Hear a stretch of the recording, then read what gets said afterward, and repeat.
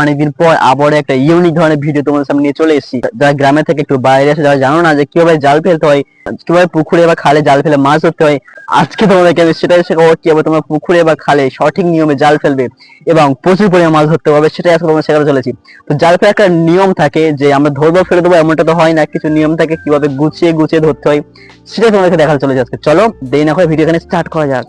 তো প্রথমে আমরা একটি জাল নেব এবং জালে যে আংটা থাকবে সেটা আমাদের আঙুলে কিংবা হাতের ভিতরে বাঁধিয়ে নেব।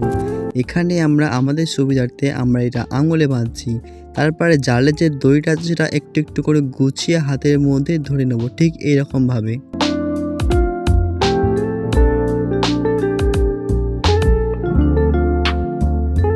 তো জালটাকে এখন আমরা 3টে ভাগে ভাগ করব। তার ভিতরে একটা অংশ এইভাবে আমরা হাতের কেন্দ্রের উপর নিয়ে নেব, দেখতে পাচ্ছ এরকমভাবে।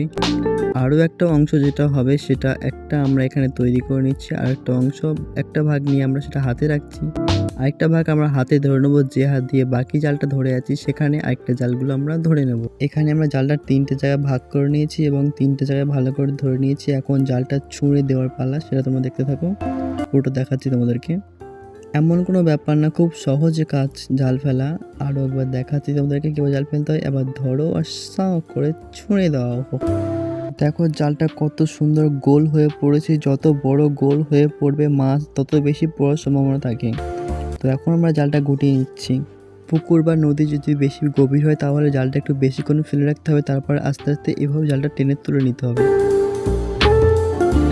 এবার জালে যদি কোনো কাদা ময়লা থাকে সেটা ধুয়ে নেওয়ার জন্য এইভাবে 2-3বার ধুয়ে নিতে পারো তোমরা। আমরা এখানে একবার ধুয়ে ছেড়ে দিচ্ছি। এখন তোমাদেরকে দেখাবো আমাদের এক খেপে কী কী মাছ পড়েছে। আমাদের পুকুরে বেশি মাছ না থাকায় হয়তো খুব বেশি মাছ পড়েনি, তো চারা চারা বাচ্চা বাচ্চা যে মাছগুলো পড়েছে সেগুলো তোমাকে দেখাচ্ছে এখন।